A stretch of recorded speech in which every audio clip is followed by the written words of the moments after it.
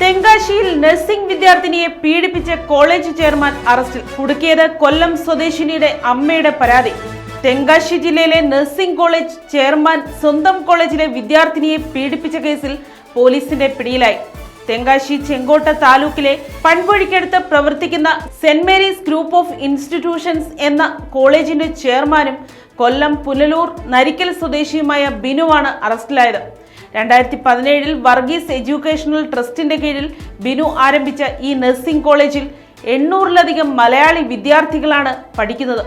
കൊല്ലം സ്വദേശിയായ ഒരു വിദ്യാർത്ഥിനിയെ പ്രതി ഭീഷണിപ്പെടുത്തി കൊണ്ടുപോയി ലൈംഗികമായി പീഡിപ്പിച്ചുവെന്നാണ് കേസ്. പെൺകുട്ടിയുടെ അമ്മ തെങ്കാശി ജില്ലാ പോലീസ് സൂപ്രണ്ടിന് നൽകിയ പരാതിയുടെ അടിസ്ഥാനത്തിൽ തെങ്കാശി വനിതാ പോലീസാണ് കേസെടുത്ത് അന്വേഷണം നടത്തിയത്. സംഭവത്തിന് ശേഷം ഒളിവിലായിരുന്ന പ്രതിയെ പ്രത്യേക അന്വേഷണ സംഘം ബുധനാഴ്ച എറണാകുളത്ത് നിന്നുമാണ് അറസ്റ്റ് ചെയ്തത്.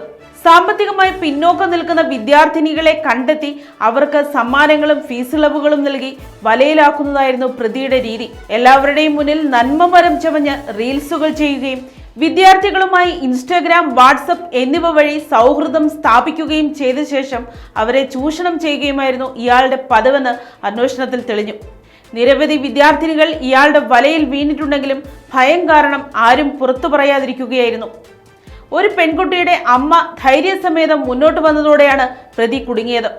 അറസ്റ്റിന് ശേഷം കോടതിയിൽ ഹാജരാക്കുന്നതിന് മുന്നോടിയായി ബിനുവിനെ പോലീസ് വൈദ്യപരിശോധനയ്ക്ക് കൊണ്ടുപോയിരുന്നു. സാധാരണഗതിയിൽ നടന്നുപോയ ഇയാൾ ആശുപത്രിയിൽ എത്തിയ ഉടനെ തനിക്ക് നെഞ്ചുവേദനയാണെന്ന് പറഞ്ഞ് കിടക്കുകയായിരുന്നു. ഇതേ തുടർന്ന് പോലീസിന് ഇയാളെ അവിടെ തന്നെ അഡ്മിറ്റ് ചെയ്യേണ്ടി വന്നു.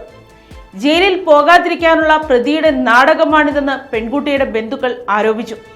ചൂഷണത്തിന് ഇരയായ മുഴുവൻ വിദ്യാർത്ഥിനികളുടെയും രഹസ്യമൊഴി കോടതി മുഖേന രേഖപ്പെടുത്തണമെന്നും പ്രതിക്കെതിരെ കർശന നടപടി സ്വീകരിക്കണമെന്നും ബന്ധുക്കൾ ആവശ്യപ്പെട്ടിട്ടുണ്ട്.